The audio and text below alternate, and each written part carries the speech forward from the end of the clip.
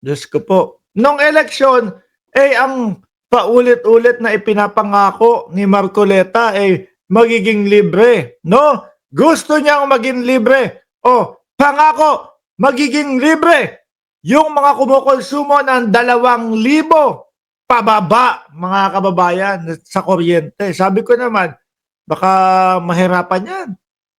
Ano po? Saan naman unang kukunin yung budget, yung pondo, sandamakmak ho yan. Pangalawa, baka hindi pa naiisip ni Marcoleta yung mga magiging butas. Ako, kaya kong dayain yan eh. Kunyari ho, sinasabi ko sa inyo, kunyari ho ako may malaking bahay. Pero wala po talaga, no? Kunyari nga eh. Kunyari ho ako may malaking bahay. May 5 kwarto. Pwede kong i-request yung 5 kwarto na yon na submeter. Ipapaupahan ko. O, di ba? Papaupahan ko, mga bossing. So ngayon, imbis na ho yung isang buong bahay kumokonsumo ng 10,000. Di ba? Ng 10,000. Kapag 5 submeter yan, dahil nga idinahilan ko, kasi papaupahan ko yung 5 kwarto So kailangan nilang maghati-hati, maghiwa-hiwalay ng kanilang bill. Di po ba? So libre, 10,000, kayang malibre yun. Di po ba? Kasi pagka naka-submeter na, divide na per pamilya na mangungupahan o per kwarto na po, mga bossing. At isa pa ito, mga kababayan. Ako naman, may 2 bahay dyan sa Pilipinas, mga bossing. Isa sa Antipolo at isa sa Marikina, mga kababayan, mga boss chief amo, sir. Ngayon parehas yun, merong mga caretaker, merong mga gumagalaw ho doon. Siyempre, kumukonsumo din yung kuryente ko, di ba? Pero hindi aabot. Hindi aabot ng 2,000. Siguro kulang 2,000. Pero kumukonsumo, gumagamit ng mga washing machine kahit papaano edi libre din yun. Hindi ko naman kailangan ng libreng. So, ewan ko lang kung paano gagawin. Siguro, napapaisip si Marcoleta, hindi na masyadong binabanggit Di ba? Hindi na masyadong binabanggit. Yung huli nga na narinig ko about sa kuryente, pabababain niya na lang.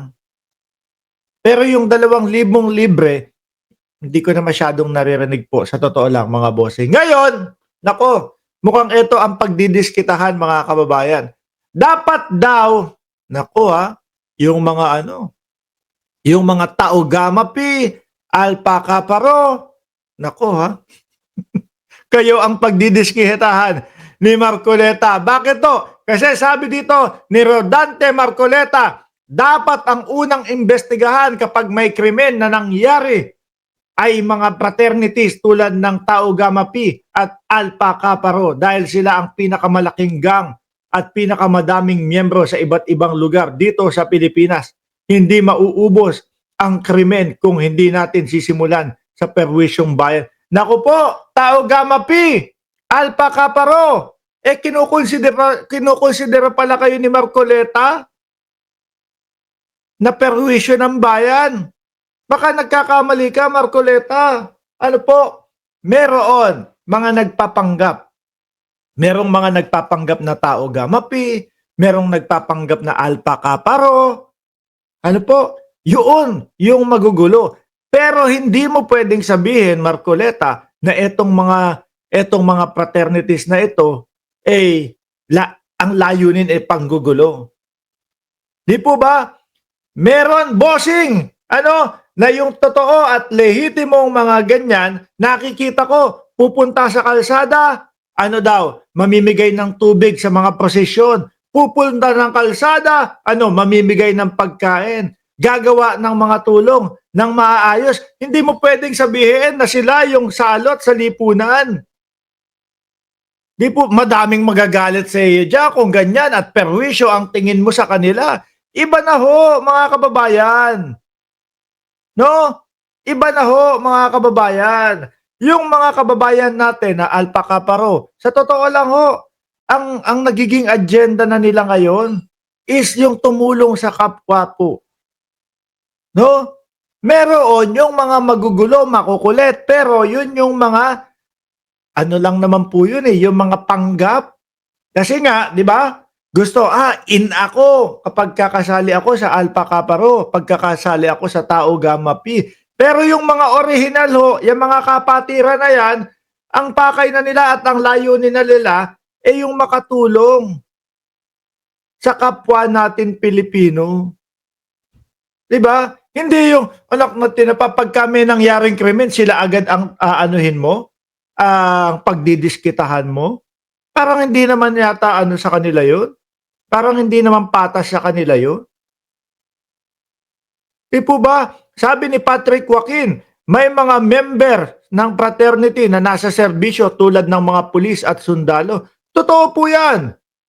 'Di ba sabi ni Hener Orejola, late ako, chairman ng AKP pero di ako sang-ayon kay Marcoleta. Kamote yata 'tong si Marcoleta eh. Unang pagdidiskitahan kapag kami nangyari pong mga krimen, sila agad. Hindi po ba pwedeng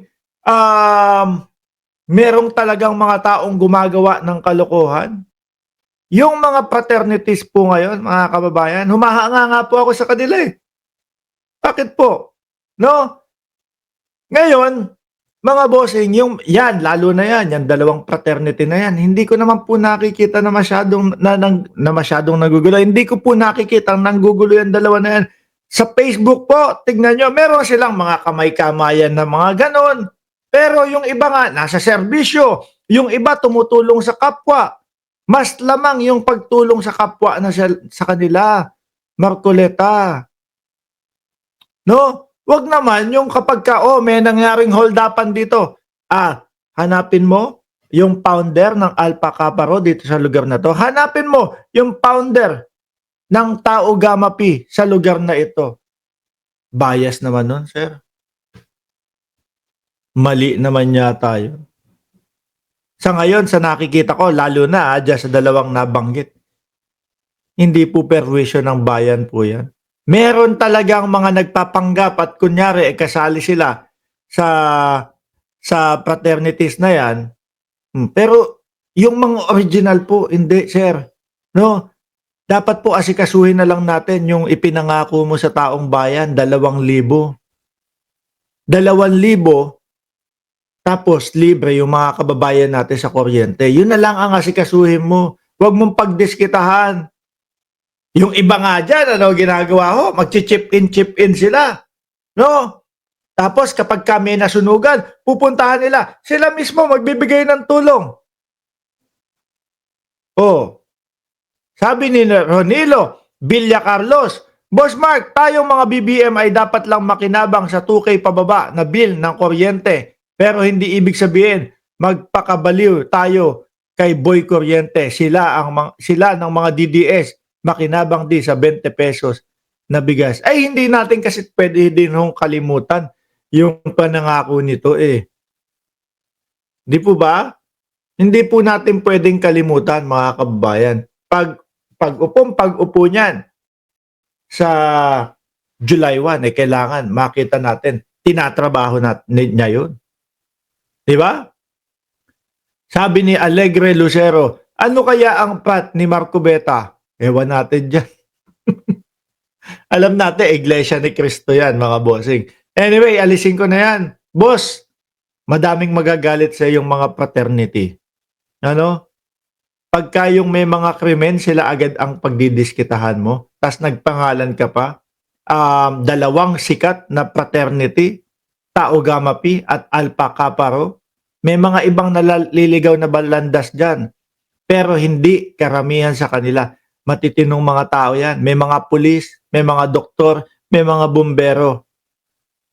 Ay nako, hindi nag-iisip ng sinasabi. Ngayon no, mga kababayan,